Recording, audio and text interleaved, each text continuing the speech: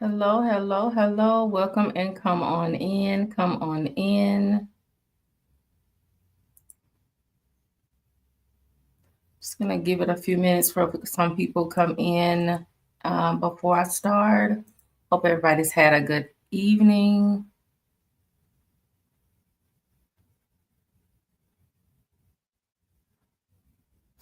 Let's see here, one moment.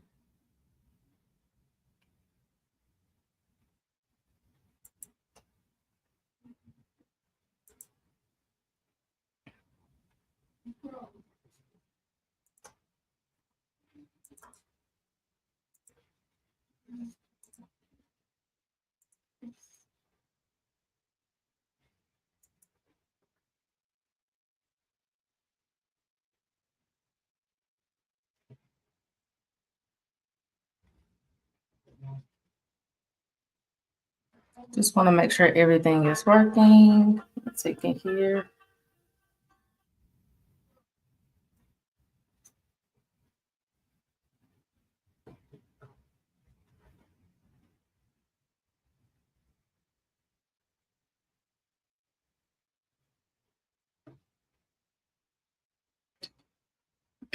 So we're going to dive right in. Sorry for the delay. Let's get right into it. So, welcome, everyone. My name is Sheree, and I thank you so much for joining my live today. I'm Coach Sheree, the single parent life coach, a certified life coach dedicated to uplifting, encouraging, and guiding single parents. My mission is to provide clarity, understanding, and practical steps to help you navigate single parenthood with confidence. And together, we'll focus on embracing your unique journey, discovering your inner strength, and becoming the best version of yourself for both you and your children. So, we're going to dive right into the topic tonight, releasing unrealistic expectations as a single parent. I kind of dived into that a little bit on last week when we talked about let's see here. Talking about breaking the parental guilt. And so, a lot of times as single parents, we often carry the weight of unrealistic expectations. We have an expectation for ourselves. And so, whether that's from society or family, we may feel the pressure to just do it all ourselves, provide everything, meet impossible standards, leaving us overwhelmed, frustrated, exhausted, and sometimes doubting ourselves. So, this discussion is aimed to empower single parents to identify, release, and redefine expectations that no longer serve you. So, by shifting our mindsets, embracing our unique path, and practicing self compassion, we can create a parenting journey that is rooted in confidence, peace, and joy. And so, not taking away any challenges that we may face, but you have to look at things from a positive standpoint, because if you always focus on what's going wrong, then you'll always see that. So let's change our point of view, or our eye gates, what we see. So, four focus areas I want to focus on tonight is letting go of perfectionism. Um, let's see here. Letting go of perfectionism, releasing the two-parent household pressure. Also,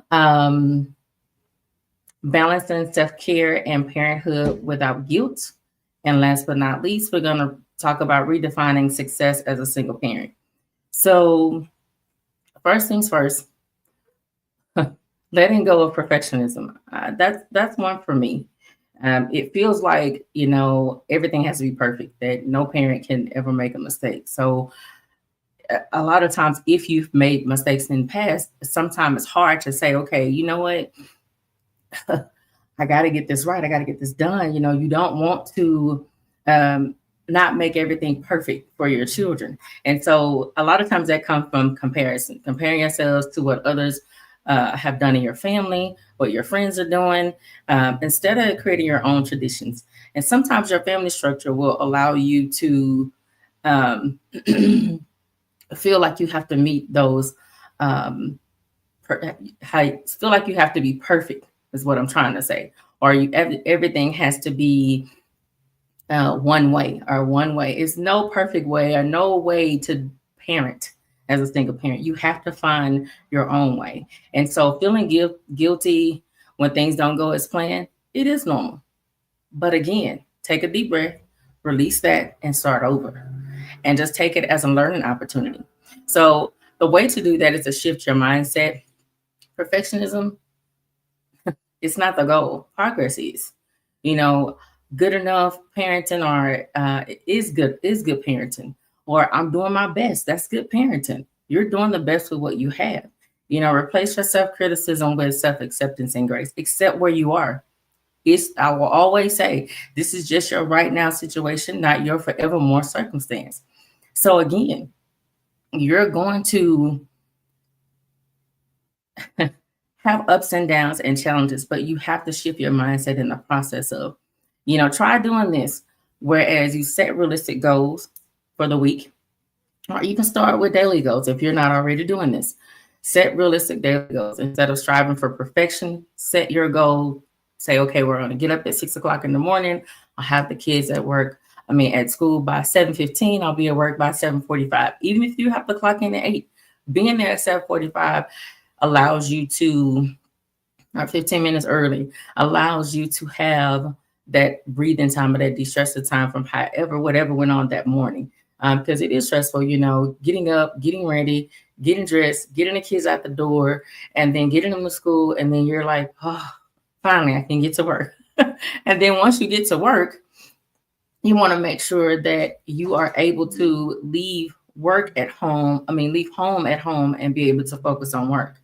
And so that's just my take on when I was working in the office. So working from home, it's better, but it's working from home is one of those things where I have to make sure I don't have that lazyitis sort of thing. So you do have to set those realistic goals and say, okay, well, I'm up at 5:30. I'm going to leave the house by 6:45, 7 o'clock. Make sure I come back, prepare myself for the day. Whatever your routine is, stick to that. And when you are meeting those realistic goals, then you're accomplishing your goals. That's good parenting. And so challenge yourself. When you think negative, remind yourself, something is I'm not enough, or you can say I am enough, or you can say, well, I'm not doing this well. Yes, I'm doing my best. Sometimes it's just that simple, shifting your mindset in order to take the pressures off of being perfect and our perfectionism. So accept that not every day will be smooth, and that's okay. Because again, things happen. We see it going on in this world every day. So things happen, and they're going to keep happening. So it's all in how you deal with it, how you handle it, how you look at it. Is you're going to either make it bigger, or you're going to accept it for what it is, and eventually it'll be a learning curve. So second thing I want to talk about is releasing the two-parent household pressure. Now, this one, going back to the things of like family standards, family traditions. For me, it was, finish high school, go to college, finish college, you meet someone, you get married, all that 1, 2, 3, ABC by the book stuff. I didn't do it, of course. But I was raised in a two-parent household. And there were things that I experienced as a kid that I feel like shouldn't have happened in a two-parent household. And so learning from those things that my parents did, and which ended up in divorce, I learned not to do that as a parent in a one-parent household. And so I had to let go of that mentality that it didn't look like what I had growing up. But I also had to realize that even in a two-parent household, things happen. So because what we do is we worry if the child is missing out because they don't have both parents. And so what I learned to accept is, oh, you know what? My mother used to say, you made your bed, now lie in it. What that meant is, hey, you've done it, get over it, now it's over with, now handle it. And so that's sometimes what we have to do is, do the best of what we have, because the children don't ask to come here. So the best thing that we can do is take care of them to the best of our abilities. So don't focus on the fact that there's no two-parent household. You co-parent as well as you possibly can if it exists. If it doesn't, you do the best you can as that single mother or single father, taking care of your children because they need the best of you. And so don't overcompensate. Sometimes we try to do that because we are doing it alone, and we overcompensate so that they don't go without or that they don't have. And then we end up putting ourselves in debt or in a worse financial bind than what we started out in. And so sometimes the reason why we do those things is because we feel judged by whether it's family members or friends or just the societal thing about raising children solo. Society sometimes will make you think, oh, well, that's the worst thing ever. I don't want to be a single parent. Oh, well, kudos to you. Because it's not like it's a journey that we chose. Sometimes we were dealt the single parent journey, and we're handling it to the best of our abilities, and that's all you can do. And so when you shift your mindset in that area of releasing that two parent household pressure, you create a loving environment for your children. You create a loving home. You make sure it's safe. You make sure that it's a place where um, they feel comfortable. You know, they know that home is where the heart is. That may sound cliche, but seriously, home has to be where the heart is, where they feel comfortable, where they can invite friends over, where they feel at peace when they sleep at night, where there's no dysfunction. You can create a loving and stable home as a single parent. Um, because what you can create is emotional security for them. They don't need a perfect household setup. There is no such thing. Not in my world. um, even though you don't have both parents, you don't have to be both parents. That will release a lot of those pressures too, because you can't step in where somebody else should be. And that's just the bottom line on that. You can't worry about that person not stepping in either. Co-parenting sometimes exists and sometimes it goes away. And so the best way to handle that is, hey, we can pray for them. And it's really just that simple, you know? Or we teach our children how to handle those challenging relationships and to the best of our abilities. Because that's where I stated earlier where emotional security has to come in at. Because it's not for you to secure that child emotionally for that other parent, it's for you to secure them in who you are. Because you're not that person. You can't love them for yourself and for that other parent too. It's not possible. So you have to be the best version of yourself because you are enough. As a single parent, single father, single mother, whichever one your role is, you are enough. Be your best version so you can be there for your children and create a healthy and loving environment for them. So shift your focus from thinking, okay, so what is missing, to what's present in your home. Do they have food? Do they have clothes? They have shelter? They have water, running water. Everything's working. I mean, they're going to school every day. They have a vehicle to ride in. There's so many different things that you can look at that are present in your home. Build a support system. Now, that doesn't always mean family. That may mean friends, other single parents, may mean coworkers, people, and your neighbors in your neighborhood.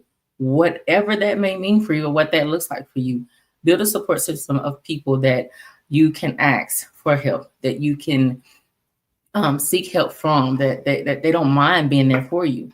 And so when other people or society say certain things like, hey, your family is not, you don't have a family because you don't have a father in the picture. You don't have a family because you don't have a mother in the picture. Our family is whole, just as we are. And there's so much peace here. You don't have to explain it. But when people say it, sometimes silence is golden. But if that bothers you in any type of way, you can say, hey, our family is whole just as we are. I mean, I take time out with my children to pray every night. We have conversations. We talk about things that are going on within our family or within ourselves or just even with each other. And we talk about those things so that we can put them on the forefront and we can understand, hey, let's pray about it or let's talk about it or let me apologize or they can apologize, whatever that may be or what that may look like. We have those conversations and they're necessary. Are they uncomfortable? Absolutely. Because, sometimes I can have my old school mama isms. Like, I'm the mama, you sit down, you sit. But when we are no longer wanting those cycles or generational cycles to continue, we do things different. And so where that comes in as a third focus area is balancing self-care and parenthood without guilt. So a lot of times we do feel selfish for taking time for ourselves, but it's necessary so that you can be able to adhere to the needs of your children and to create the emotional security and create that balance. Don't feel selfish. Sometimes we put, our children's needs ahead of our own. And I'm one of those that do. And sometimes I have to step back and say, hey, what am I doing for me? What have I taken out for me? What am I doing that's necessary for me? Sometimes people look at things like self-care as going to get your nails and your toes done and a manicure, pedicure, or going and getting a massage. Those things are good and sometimes necessary. But if you're on a budget or you want to do something inexpensive, sometimes it's just taking a drive, driving to the park, reading a book. And sometimes it's just sitting in silence, meditating, or de-stressing, or maybe having a good cry. Because sometimes that will release the pressures of, always trying to hold things in. It's okay to cry. It's not a sign of weakness. It's actually courageable. It's actually strength that you're willing to release it and let go. You have to change your mindset and how you think about crying because it's not weakness. I used to think that. And so it's a luxury and it's necessary to, whatever your self-care routine is, to keep that at the forefront so that you are well enough for your children. Because, of course, in shifting your mindset, think of it this way. If your cup is empty, what can you give? You cannot pour from an empty cup. So self-care, it makes you a better parent. You take out time for yourself. When you take out time for yourself, that teaches your children that self-care is important. It teaches them to rest, to recharge, and prioritize your well-being. And you can do that as a single parent without being guilty.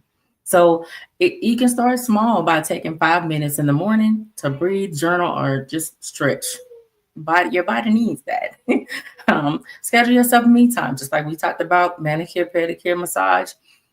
Just like any other important commitment, make sure that is an important commitment that is affordable. I'm not saying go outside of your budget or go outside of your means, but sometimes you can do a pedicure right at home. Or just soaking your feet. Whatever that may be, however that looks for you, make sure you schedule that me time for yourself. And then when you do those things, it shows your children or your child that caring for yourself is part of a healthy lifestyle. A healthy lifestyle. So we'll go into the last focus area, which is redefining success as a single parent. A lot of times we think that handling everything alone, we have to prove something. You don't have to prove anything.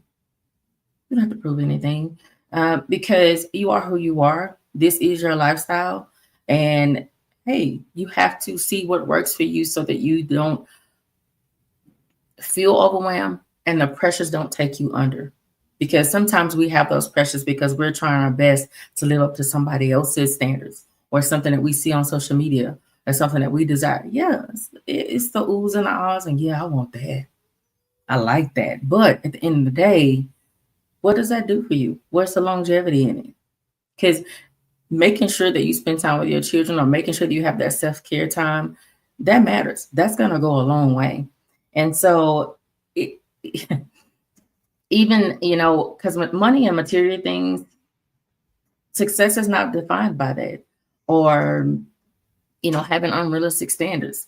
You can't compare yourself to your parents or feeling like you don't measure up.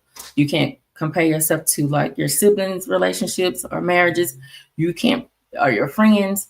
You can seek out couples that maybe can give you that advice, that have been married for a long, that have, had ups and downs, even maybe face divorce, at one point. But have people that you look up to that have the same mindset that you have and something that you can learn from as far as when you feel like you don't measure up, and just see what the comparisons are as far as like see what they have to deal with versus what you have to deal with and weigh your options. Like, oh, you know what? You may find that you're not in a bad situation or in, or as bad off or as facing many challenges as you think you are, because somebody else around the corner, even though it may not look like it, I'm sure they have something going on. Everybody does.